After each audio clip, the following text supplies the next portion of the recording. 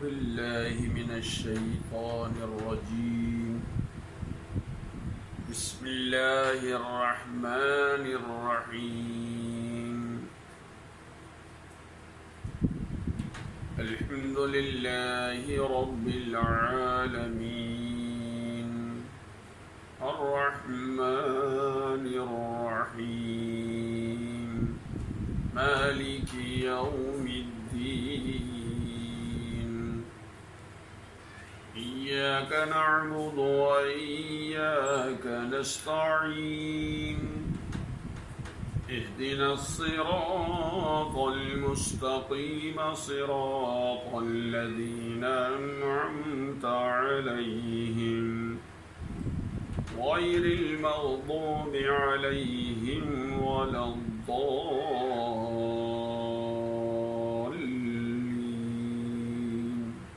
آمین.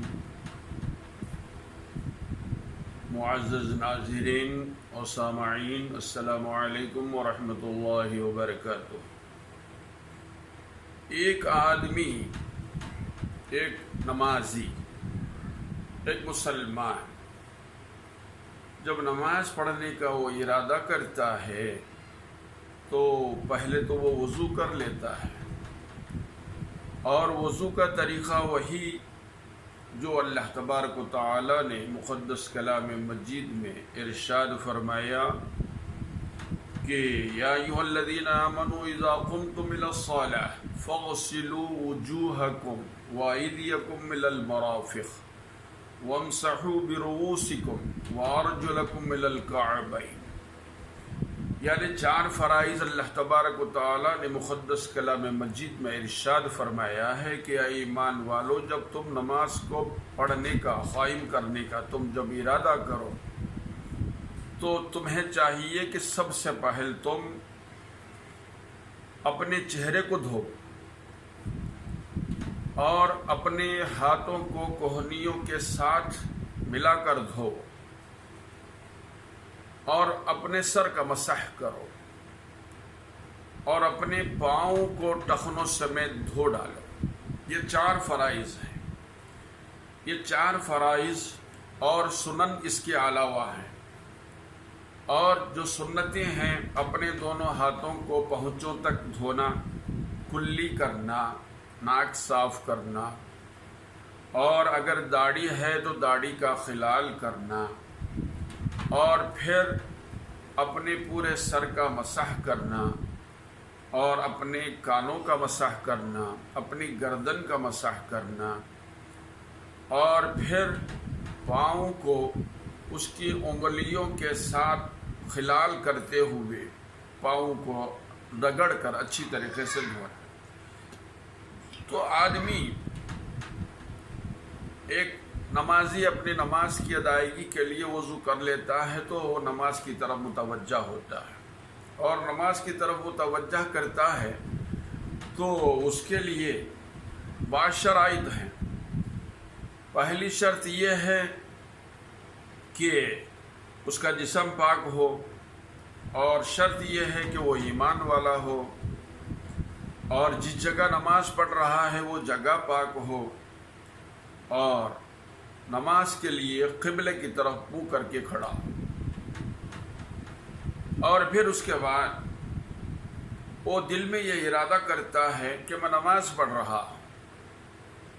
اور اپنی نماز کی ادائیگی کا پہلا رکن ادا کرنے کے طور پر وہ سب سے پہل جو ہے اپنا چہرہ، اپنا سینہ قبلے کی طرف کرتا ہوا پوری توجہ کے ساتھ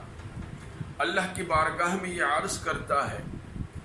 کہ انی وجہت وجہی للذی فطر السماوات والارض حنیفا وما انا من المشرکین. یعنی وہ یہ کہتا ہے کہ بے شک میں توجہ کرتا ہوں، مکمل طریقے سے توجہ کرتا ہوں اللہ تبارک و تعالی کی طرف، اور جس نے زمین و آسمانوں کو پیدا کیا،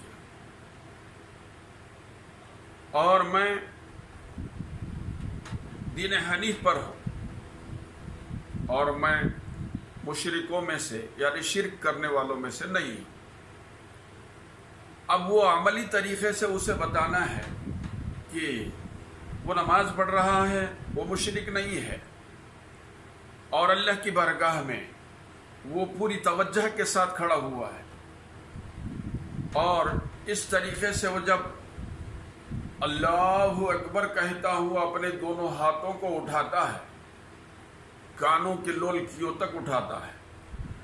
اور جب اپنے ہاتھوں کو کانوں کے لولکیوں تک اٹھاتا ہے تو اس طریقے سے وہ اٹھائے کہ اس کی پورے انگلیاں کھلی ہوئی ہوں اور انگوٹے جو ہے کان کے قریب ہوں اور ہتھیلیاں قبلے کی طرف ہوں. تو گویا وہ یوں سمجھیے کہ اس کا یہ طریقہ عبادت کے لیے تکبیر تحریمہ جو وہ کرتا ہے، اپنے ہاتھوں کو اٹھاتا ہے، تو گویا وہ اللہ کی بارگاہ میں سب سے پہل اپنے آپ کو سلنڈر کر لیتا ہے. جیسے کوئی سلنڈر کر لیتا ہے، ہاتھیں اٹھا کر کھڑا ہو جاتا ہے، تو گویا وہ اپنا ساری چیزوں کو چھوڑ کر وہ سامنے جو طاقت والا ہے اس کے سامنے وہ سلنڈر ہو جاتا ہے. تو اس طریقے سے یہ اپنے دونوں ہاتھوں کو اٹھا کر اللہ کی بارگاہ میں سلنڈر ہو جاتا ہے، اور یہ کہتا ہے عملی طریقے سے اس کا یہ عمل جو ہے یہ بتاتا ہے کہ میں ساری چیزوں کو چھوڑ کر تو طاقت والا ہے اور تیری طرف میں سلنڈر ہو رہا. اور جب وہ ہاتھیں اٹھا کر اللہ کی بارگاہ میں اپنے آپ کو سلنڈرانہ طریقے سے وہ ظاہر کرتا ہے، اور پھر عملی طریقے سے وہ اپنے زبان سے یہ کہتا ہے کہ اللہ اکبر، یعنی اللہ بہت بڑا ہے،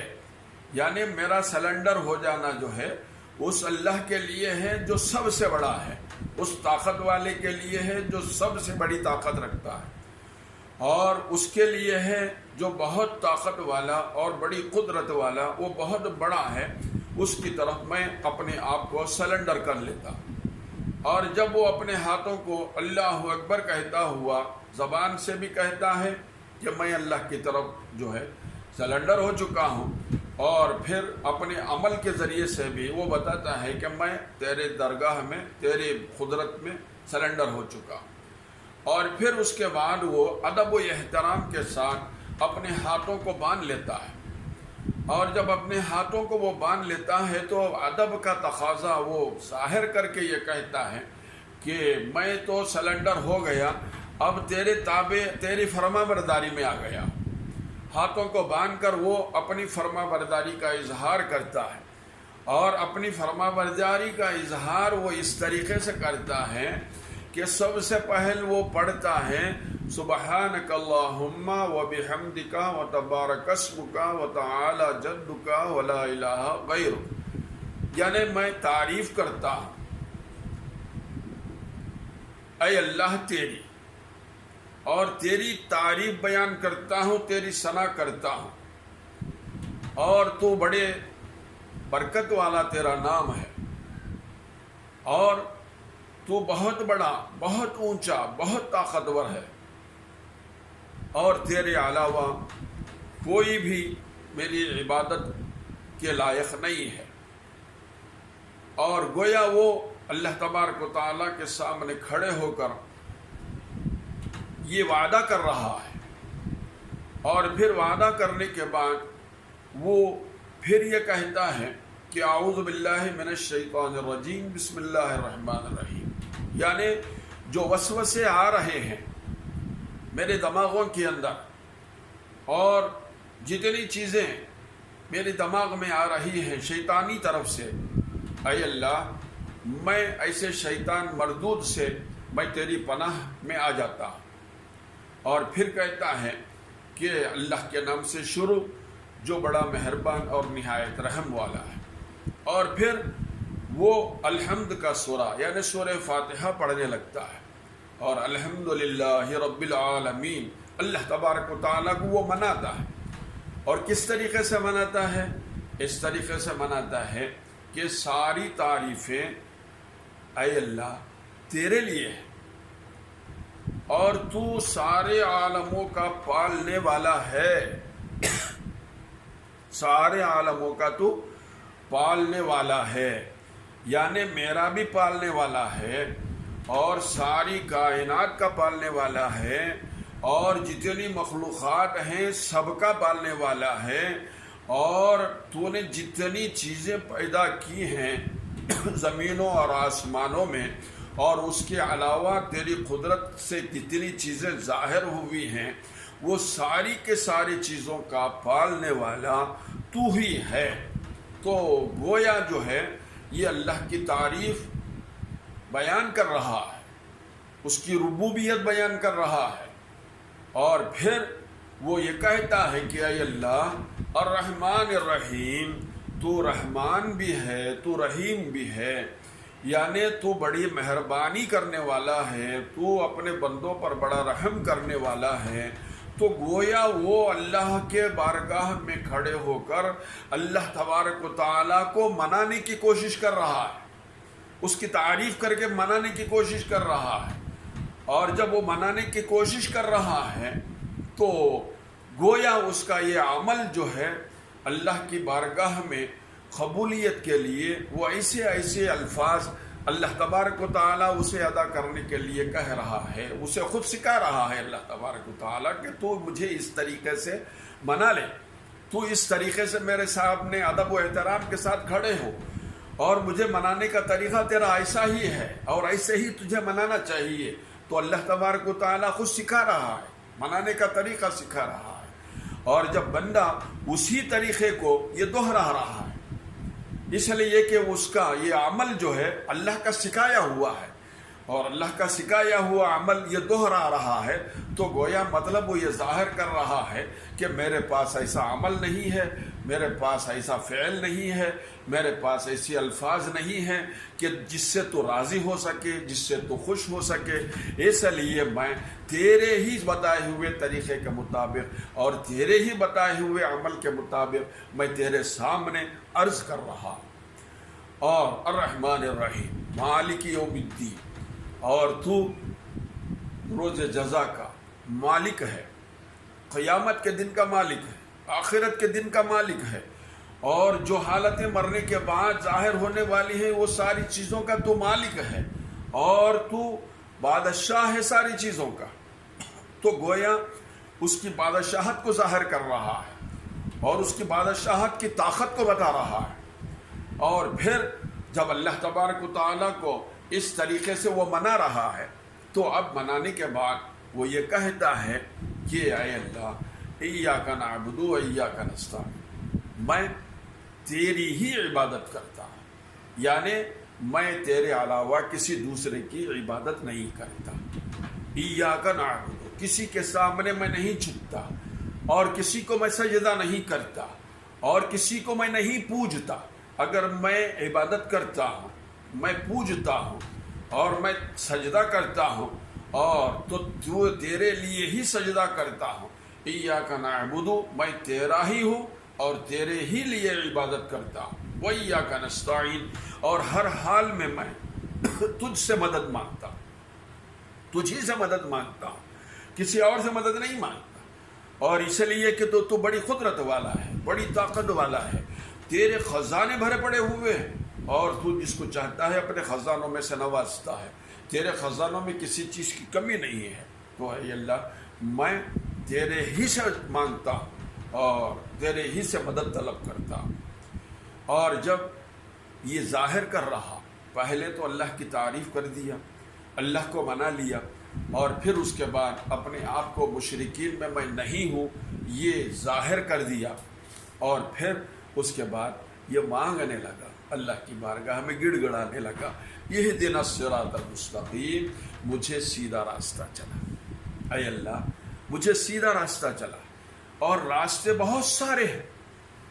بہت سارے راستے ہیں، لیکن یہ کہتا ہے کہ مجھے سیدھا راستہ چلا۔ کون سا راستہ؟ صراط الذین انعمت علیہم، اے اللہ ان لوگوں کا راستہ تو چلا مجھے جس پر تو نے انعام کیا ہے اور جن سے تو خوش ہوا ہے، جن سے تو راضی ہوا ہے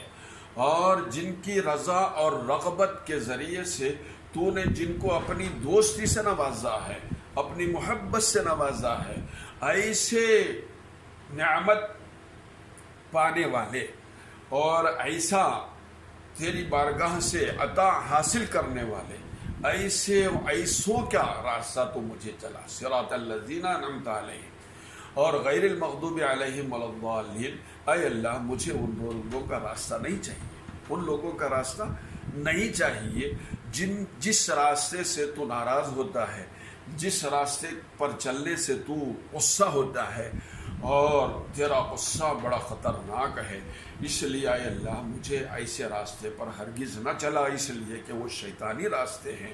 اور مجھے تیرے راستے سے بھٹکانے والے راستے ہیں اور تیرے غضب کو دعوت دینے والے راستے ہیں، تیرے غصے کو دعوت دینے والے راستے ہیں، اور ایسے راستہ جو شیطان نے اپنے لیے بنا لیا ہے اور اپنے لیے وہ جو ہے چاہتا ہے کہ یہ میرے راستے پر چلے، تو ایسے راستے کو سے میں تیری پناہ مانگتا ہوں۔ اے اللہ صراط المستقیم صراط الذین انعمت علیہم غیر المغضوب علیہم ولا الضالین، اور ہرگز تو غصہ نہ ہونا میرے سے، تو